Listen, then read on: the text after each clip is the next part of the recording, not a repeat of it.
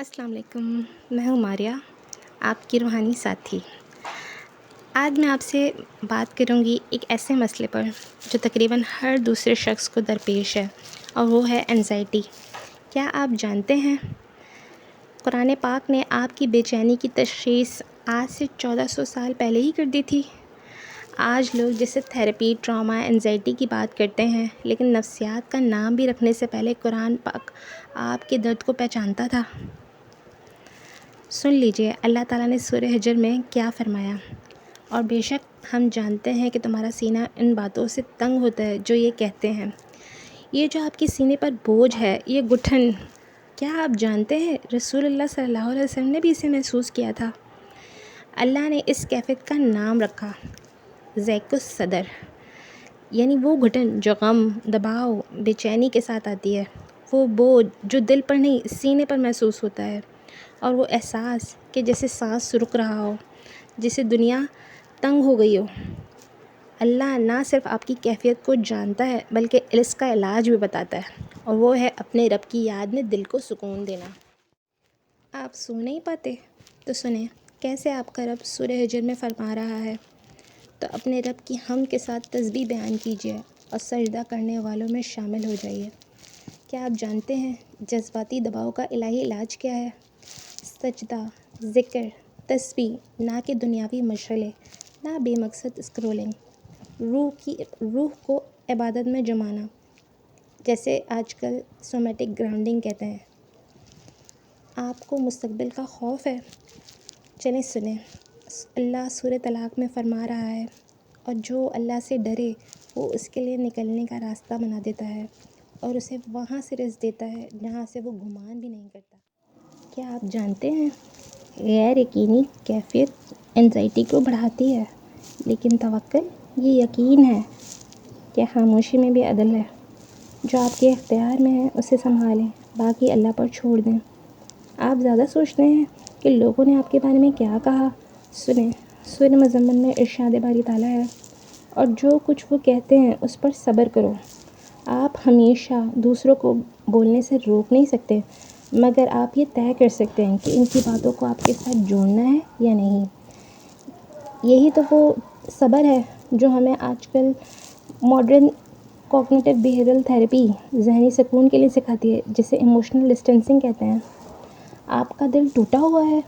سورہ توبہ میں اللہ پاک کتنی خوبصورتی کے ساتھ ہمیں تسلی دے رہا ہے: غم نہ کرو، بے شک اللہ ہمارے ساتھ ہے۔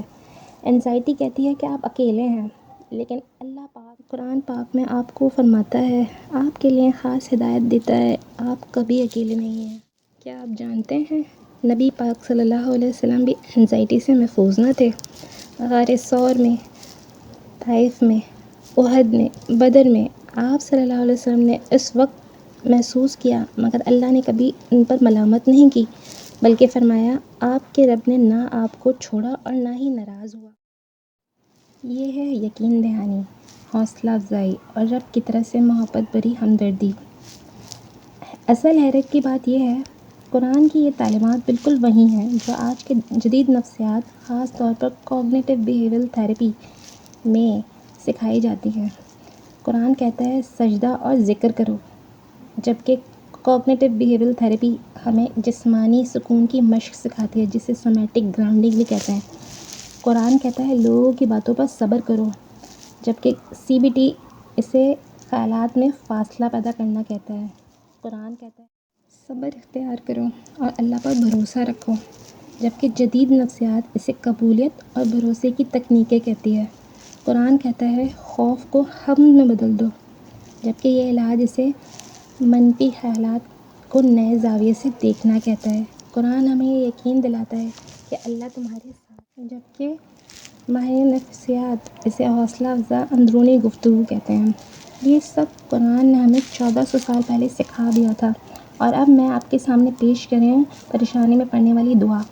یہ دعا ہمیں نبی پاک صلی اللہ علیہ وسلم نے سکھائی۔ دعا ہے: اے اللہ، میں آپ کی پناہ چاہتا ہوں پریشانی اور غم سے، کمزوری اور سستی سے، بزدلی اور کنجوسی سے، قرض کے بوجھ سے اور لوگوں کے ظلم سے۔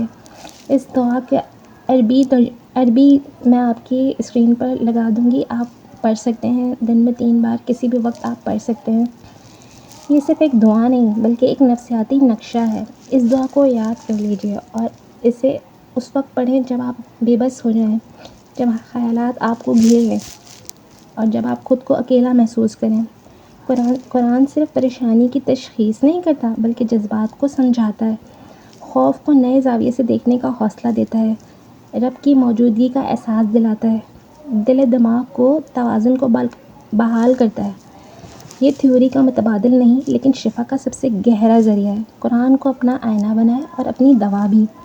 اور آج جن باتوں کے لیے ہم ماہرین نفسیات کو فیس دیتے ہیں، قرآن صدیوں سے محبت کے ساتھ بغیر کسی داغ یا شرمندگی کے ہمیں سمجھا رہا ہے۔ اسے یاد رکھیں اور دوسروں تک پہنچائیں، شاید آج کسی کا دل ٹھیک ہو جائے۔ مجھے بھی اپنی دعاؤں میں یاد رکھیں۔ ملتے ہیں اگلی ویڈیو میں۔ اللہ حافظ۔